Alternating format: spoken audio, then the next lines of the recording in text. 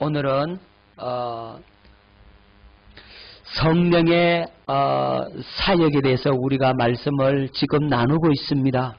성령에는 크게 두 가지 사역이 있다 그랬죠. 하나는 성령의 외적인 사역과 성령의 내적인 사역으로 나눌 수 있다 그랬습니다. 성령의 외적인 사역은 청함을 받는 사역이라 그랬어요.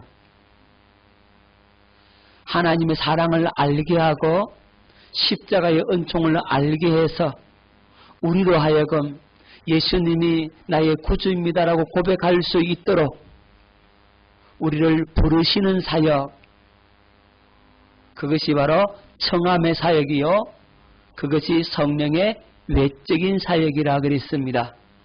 성령의 외적인 사역에 머물러 있으면 구원에 이르지 못한다 그랬어요. 성령의 내적인 사역으로 옮겨가야 된다 그랬지요. 기억납니까? 다들 힘이 없는 것 같아요. 어떻게? 자, 기운 내십시다. 사모함으로 말씀을 받을 수 있기를 바랍니다. 자, 그래서 성령의 외적인 사역은 청함을 받는 사역이고 성령의 내적인 사역은 택함을 받는 사역이다 그랬습니다. 그래서 청함을 받고 그 다음에 택함을 입어야만이 구원에 이른다 그랬어요. 자, 오늘은 이 성령의 내적인 사역을 배우겠습니다. 성령의 내적인 사역을 통해서 주님께서 우리에게 어떤 일을 하시는지 그 부분을 한번 살펴보도록 합니다. 첫 번째로 성령의 내적인 사역 첫 번째, 하나님의 자녀로 거듭나시는 사역이 첫 번째 사역입니다. 무슨 사역이요? 하나님의 자녀로 거듭나시는 사역. 어떤 사역? 예, 하나님의 자녀로 거듭나시는 사역이 성령의 첫 번째 사역입니다. 어떤 사역? 내적 사역의 첫 번째란 말입니다. 자, 사도행전 2장 38절에 베드로가 이르되 너희가 회개하여 각각 예수 그리스도의 이름으로 세례를 받고 죄 사함을 받으라. 그리하면 성령의 선물을 받으리니 그랬죠. 자, 너희가 회개하고 뭐하고? 회개하고 뭘 받으라? 세례를 받고 뭘 받으라? 죄사함을 받으라 그랬죠. 그러니까 회개하고 죄사함 받고 물세례 받는 것은 이건 성령의 내적인 사역이 아니고 성령의 외적인 사역이란 말이죠. 지난번에 했죠. 그러니까 우리가 회개하고 죄사함 받고 물세례 받는 것은 성령의 외적인 사역으로 이루어진다 그랬어요. 여러분, 예수 그리스도를 주라고 고백하려면 성령이 아니고서는 고백할 수 있습니까? 없습니까? 없지요. 예수 그리스도를 나의 구주로 고백할 수 있다라고 하는 것은 성령이 그에게 임해야만이 구주로 고백해요. 우리가 회개하려면 성령이 임하지 않고 회개가 가능합니까? 안 되죠. 그러면 성령이 임하지 않고는 회개할 수 없는데 그럼 그때 임하는 그 성령은 뭐냐고요?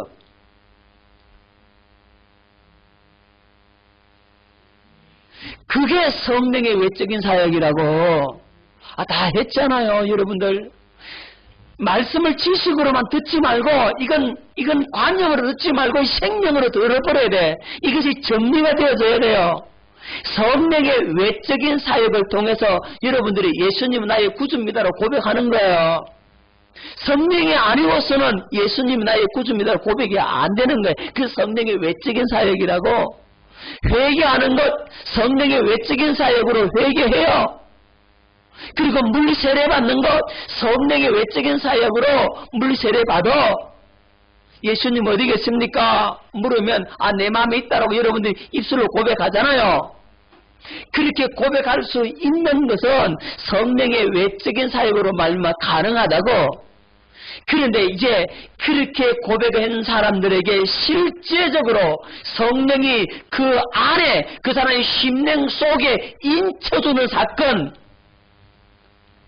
그것이 바로 성령의 내적인 사역이란 말이에요. 자, 그래서 죄 사함을 받으라. 그리하면 뭘 받으리니? 성령의 선물을 받을 것이다 라고 말씀하고 있죠. 여기에 성령은 성령의 내적인 사역을 말하고 있는 겁니다. 자, 이 사람에게 뭐가 임하면? 예, 성령이 이렇게 임해요. 그죠? 성령이 임하신다고. 성령이 임하시면 뭐라고 고백합니까? 주는 그리스도시요 살아계신 하나님의 아들이요 나의 구주입니다. 이렇게 고백을 할 수 있다고. 여러분, 베드로가 가이사라 빌립보 지방에서 신앙 고백을 하죠. 예수님께서 물으시잖아요. 제 아들에게 사람들이 나를 누구라고 하더냐?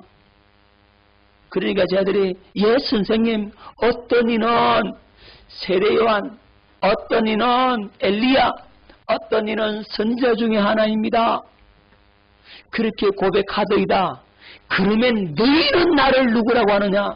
이렇게 물었어요. 그때 베드로가 뭐라 그랬어요? 주는 그리스도시요 살아계신 하나님의 아들이니다. 예수님이 그 고백을 들으시고 얼마나 흡족해 하셨는지, 베드로야 이를 네게 알게 한 일은 혈육이 아니요 아버지의 성령이시니라. 누가 고백하겠다고? 그때 한 성령은 성령의 외적인 사역이란 말이에요. 깨달아집니까? 그럼 성령의 내적인 사역이 언제 이루어지느냐? 오순절 날에 베드로에게 성령이 임하는 거예요. 그때 임하는 거예요. 그러니까 성령의 내적인 사역이 이루어지니까 뒤집어지는 겁니다. 변화가 일어나는 겁니다. 자, 이걸 깨달으시기를 바랍니다.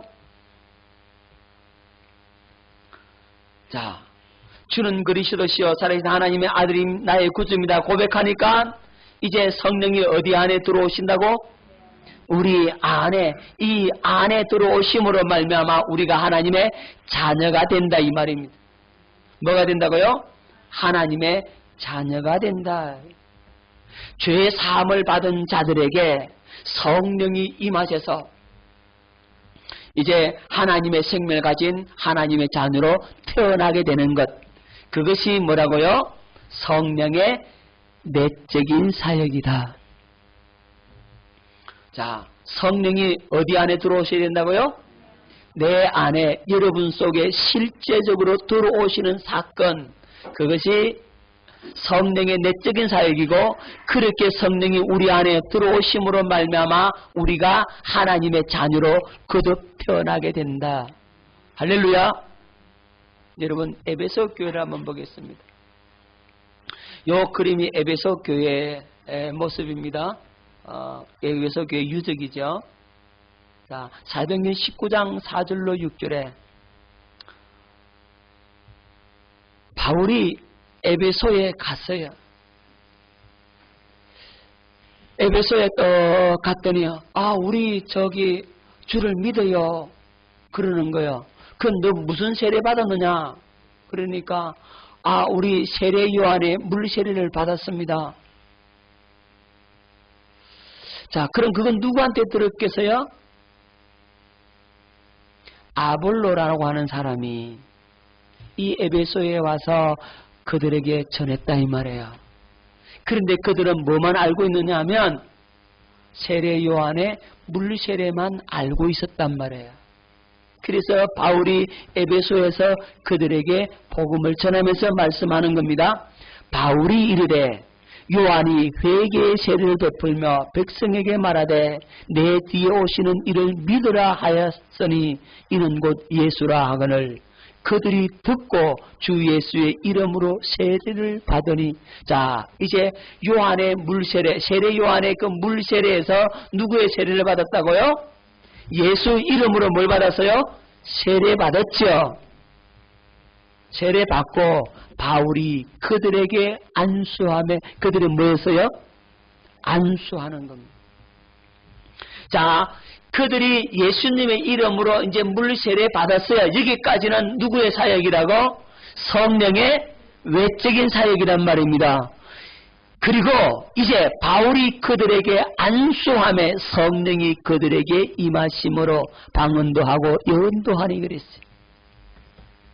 바울이 안수할 때 성령이 어떻게 임하더라? 그들 속에 임하더라. 이건 성령의 내적인 사역이란 말입니다. 자, 여러분 잘 기억하십시오. 주 예수의 이름으로 물세례 받는다는 것은 성령이 무슨 사역? 외적인 사역으로 죄 사함받고 그 믿음을 고백했다는 겁니다. 하지만 거듭났어요? 안 났어요? 아직 거듭나지 못했다. 성령으로 거듭나지 못했으니까, 하나님의 생명으로 나아지지 아니했으니까 바울이 안수함으로 성령을 받게 한 거예요. 그들이 성령 받음으로 말미암아서 거듭 태어나게 된다고. 할렐루야. 요 사역은 무슨 사역? 성령의 내적인 사역이다. 할렐루야. 기억할 수 있기를 바랍니다. 깨달아야 합니다. 자, 그러면 성령을 받은 증거로 성경에 나타나는 현상이 뭐냐? 성령 받은 증거가 뭐냐? 성령 받은 증거. 자, 여기 이렇게 기도하는데 누가 임했어요? 성령이 임했죠. 어디에? 마음에. 성령이 임하면, 즉 성령의 내적인 사역이 이루어지면 어떤 역사가 일어나느냐? 방언을 말하며 하나님을 높이게 된다. 이렇게 말씀하고 있습니다. 자, 사도행전 10장 10절로 44절로 48절.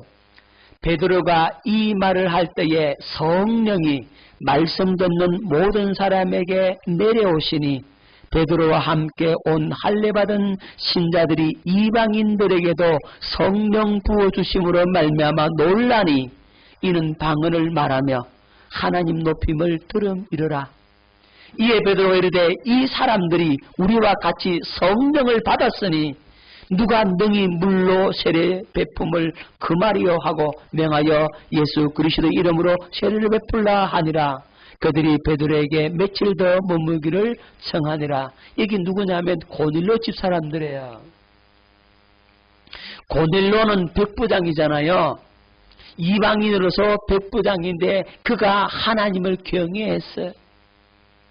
그가 하나님을 받아들이고 그 믿음을 가졌다 이 말이에요. 그런데 아직 복음을 몰라. 복음을 모르고 예수 그리스도를 알지 못해. 그러니까 하나님이 천사를 고넬로에게 보내서 말합니다. 고넬로야, 고넬로야, 너는 예수님의 제자 베드로를 청해라. 그가 가죽쟁이의 집에 있다. 데려와서 청해라. 그리고 그의 말을 들으라. 복음을 들으라고 천사의 지시를 받게 됩니다. 그래서 종중에 경건한 사람 둘을 베드로에게 보내서 베드로를 모셔왔잖아요. 그렇게 베드로에게 자초지종을 얘기하고 베드로가 알고 있는 하나님 나라의 복음, 천국 복음을 선포하게 되죠.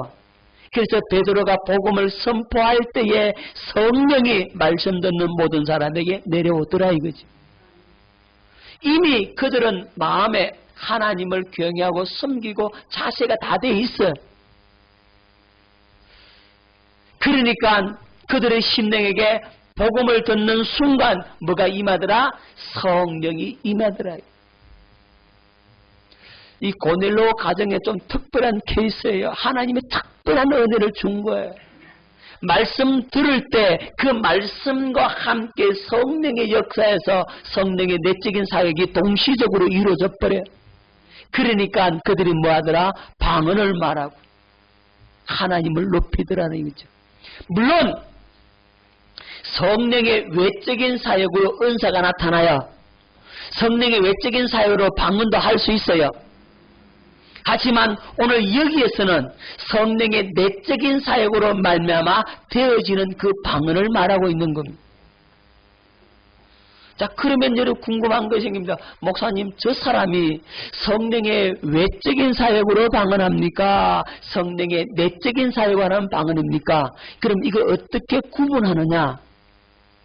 여러분 간단합니다. 그 사람이 복음을 알고 하나님의 언약을 알고 그 언약을 깨달음으로 말미암아서 그가 거듭 태어났다면 그는 어떤 사람이라고요? 성령의 내적인 사역을 하는 방언이고, 그가 복음의 내용을 몰라, 언약을 몰라, 하나님의 약속을 몰라, 그냥 교회에 나와서 예수님이 내 죄 때문에 죽었네 하고 복음을 알지 못한 상태에서 성령의 외적인 사역으로 성령의 그 은사를 경험한 사람, 이런 사람은 성령의 외적인 사역으로 나타나는 은사고, 그런 차이가 있어요. 그러니까 보통 은사 사역 한다는 사람들은 거진다 다 성령의 외적인 사역이란 말이에요. 그 성령은 떠나실 수가 있어요. 하지만 성령의 내적인 사역으로 말미암아 받은 것은 성령이 떠나시지 않는다. 아니 못 떠나신다.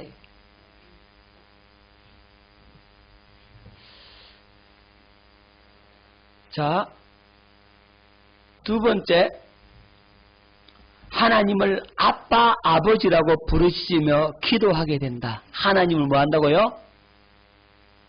아빠, 아버지라고 부르시며 기도하게 된다.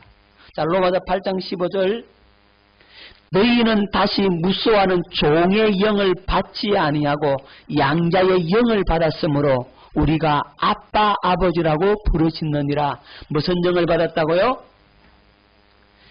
양자, 종의 영을 받지 아니하고, 여기서 양자의 영이지만 아들의 영이에요. 아들의 영. 할렐루야. 무슨 영? 아들의 영. 이 아들의 영을 받았기 때문에 우리가 하나님을 아빠, 아버지라고 부르짖는 겁니다. 여러분 기억하십시오. 하나님을 아빠, 아버지라고 부르짖으며 간구할 수 있는 것은 바로 성령의 내적인 사역으로 말미암아 가능하다는 거죠. 물론 성령의 외적인 사역도 하나님 아버지라고 해요. 청함을 받았기 때문에 그렇게 말을 합니다. 하지만 그 기준은 뭐가 기준이라고요? 새 언약을 아느냐, 복음을 아느냐 모르느냐, 복음을 믿고 하나님과 언약이 체결됨으로 말미암아 그저 태어났으면 그는 성령의 내적인 사역으로 아빠 아버지라고 부르는 것이고, 그걸 모르면 성령의 외적인 사역으로 아빠 아버지라고 부르는 겁니다. 구분해야 됩니다. 자, 세 번째, 성령께서 마음으로 들려주시는 음성을 듣게 된다. 뭘 듣는다고요? 예, 어디에서 들려주는? 마음으로 들려주는 성령의 음성을 듣게 됩니다. 로마서 8장 16절, 성령이 친히 우리의 영과 더불어 우리가 하나님의 자녀인 것을 증언하시나니. 보세요. 성령이 우리 안에 계시면, 성령의 내적인 사역으로 성령이 우리 안에 거하시면 우리의 영과 더불어 우리가 하나님의 자녀인 것을 증언한다. 자, 성령이 누구의 영과? 우리의 영과 더불어서 우리가 하나님의 자녀인 것을 증언하는 겁니다. 그러니까 내 안에 성령이 오셔야 이 증언이 이루어지는 겁니다. 요한 15장 26절에 보혜사 곧 아버지께서 내 이름으로 보내실 성령, 그가 너에게 모든 것을 가르치고 내가 너에게 말한 모든 것을 생각나게 하리라. 성령의 내적인 사역을 통해서 우리에게 가르쳐 줍니다. 할렐루야. 물론 은사적으로 가르침을 받는 사람들이 있어요. 그것도 필요해요.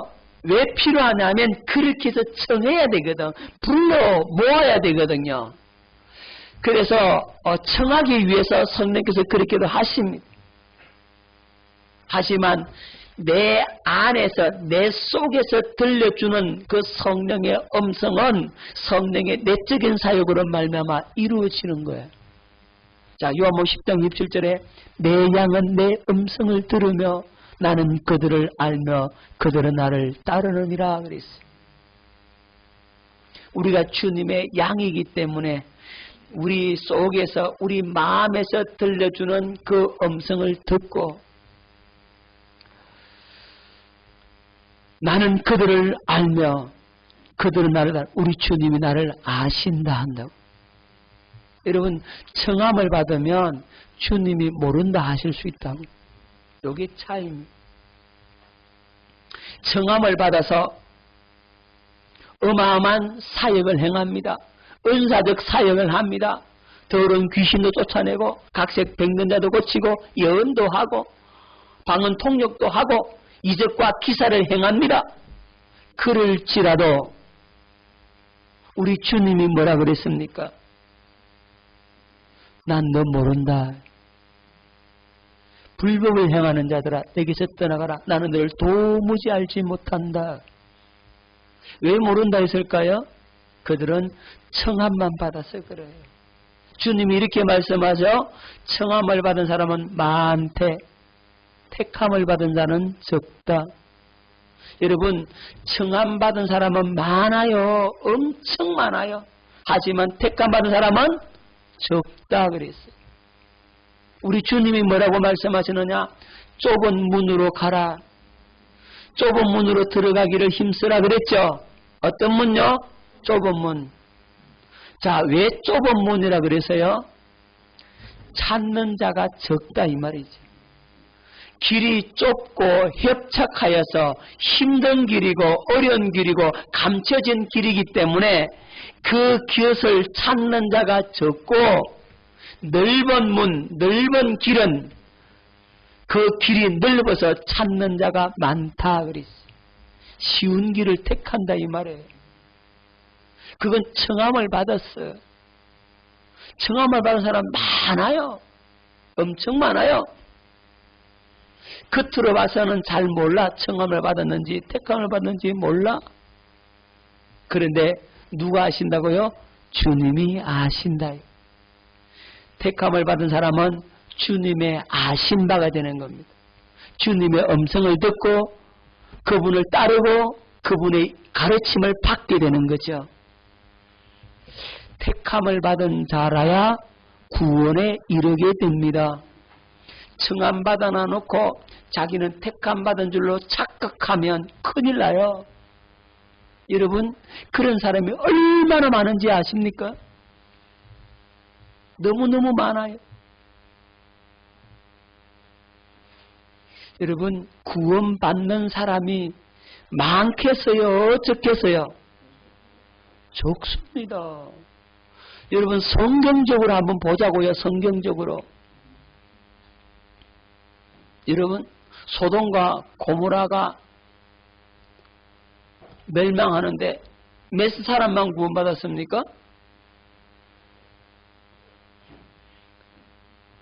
욥과 그의 두 딸, 세 사람만 구원받았어요. 소돔 고모라 사람이 얼마나 많은데 거기 세 사람만 구원받았어요.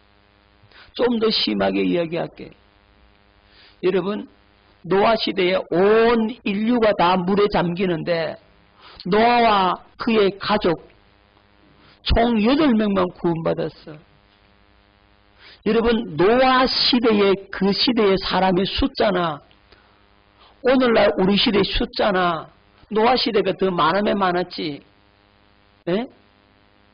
오늘 시대가 더 많지 않아요. 그 시대 사람 더 많았다고.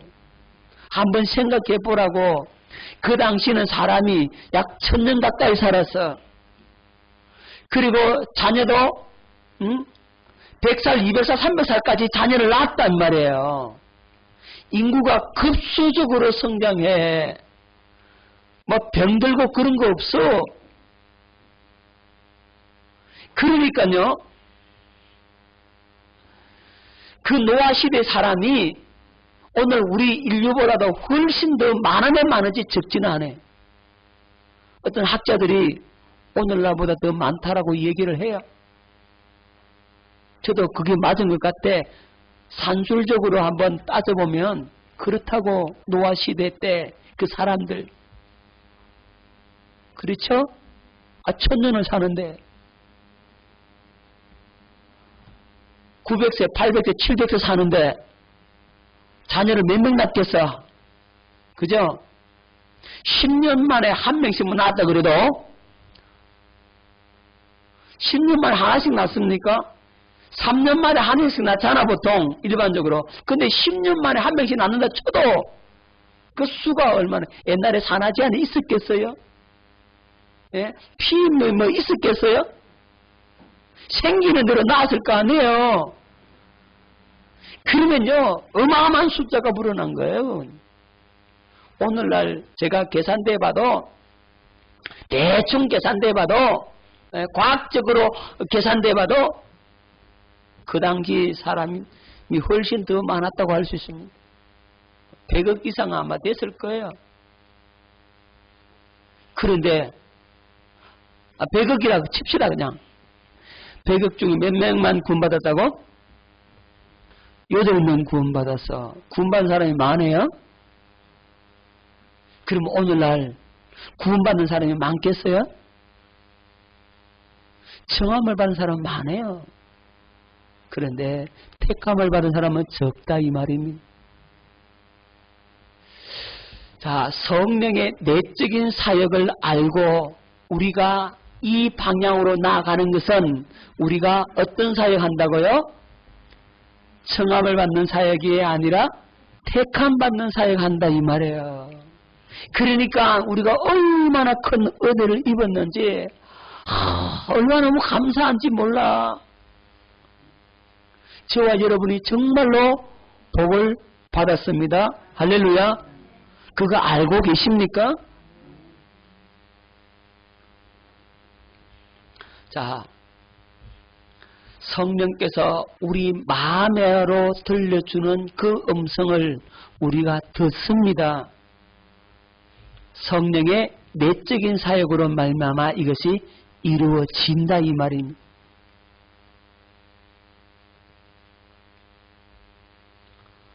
자,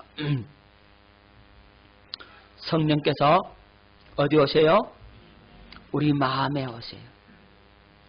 성령의 우리 마음에 오시면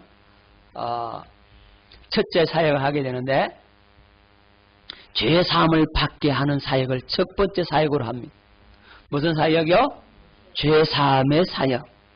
그럼 죄 사함의 사역이 첫 번째 사역인데 왜 이 첫 번째 사역 하느냐 하면 두 번째 사역을 위해서 첫 번째 사역을 하는 거예요. 자, 그럼 두 번째 사역은 뭐겠어요? 두 번째 사역은 하나님의 생명으로 거듭나는 사역. 무슨 사역? 하나님의 생명으로 거듭나는 사역. 이것이 두 번째 사역이고, 이 두 번째 사역은 뭘 위해서? 세 번째 사역을 위한 것이라고. 그러니까 죄사함 받게 하는 것은 뭐 하려고 죄사함 받게 한다고요? 예, 하나님의 생명으로 거듭나게 하기 위해서 죄사함을 주는 거예요. 예수 그리스도의 십자가는 우리로 하나님의 생명으로 거듭나게 하기 위한 하나의 과정이란 말이에요. 그것이 목적이 아니고 그건 수단이란 말이에요. 필수 과정이라고. 예수님의 십자가는 필수 과정. 그거 빠지면 안 돼. 핵심적인 사역이라고 할 수 있어요. 하지만 그렇게 하는 사역은 뭘 위해서다? 우리 하나님의 생명으로 거듭 태어나게 하기 위해서 죄 사함을 받게 하는 사역이란 말이에요. 그건. 자, 두 번째 사역을 위해서 첫 번째 사역이 필요하고, 세 번째 사역을 위해서 두 번째 사역이 필요한 겁니다. 자, 세 번째 사역은 뭐냐면 누구의 마음을 갖고? 예, 그리스도의 마음을 갖고 누구의 음성을 듣고? 예, 주의 음성을 듣고 누구처럼 산다고?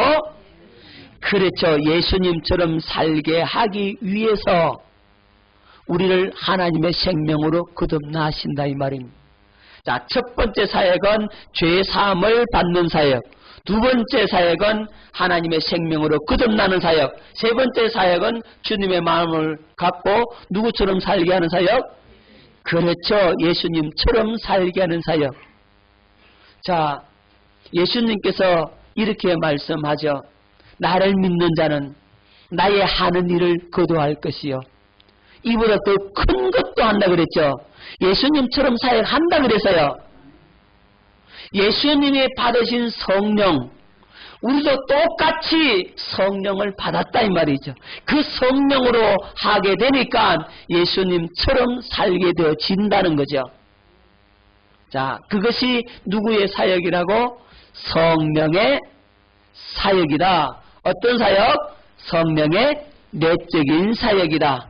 자, 성령의 내적인 사역이 바로 우리를 하나님의 자녀로 거듭 태어나서 하나님을 아바, 아버지라 부를 수 있고 하나님의 음성을 들을 수 있도록 하는 사역이 성령의 내적인 사역의 첫 번째 사역이다. 깨달아지죠? 이걸 꼭 기억할 수 있기를 바랍니다. 그래서 성령으로 말미암아서 우리가 하나님의 생명으로 거듭 태어나는 겁니다. 영생을 얻게 되는 겁니다. 그 은혜를 우리가 얻음으로 구원에 이르게 되는 겁니다. 오늘 성령의 내적인 사역 첫 번째, 하나님의 생명으로 거듭 태어나 영생을 얻게 하는 이 사역이 바로 성령의 내적인 사역 첫 번째 사역이다 하는 사실을 기억할 수 있기를 바랍니다. 그리고 성령의 그 사역을 통해서 우리의 생명이 풍성해지고 우리의 생명이 강성해지고 점점 그리스도의 장성한 분량에 이르기까지 자라게 되는 은혜 역사가 있기를 예수 이름으로 축원합니다. 기도하겠습니다.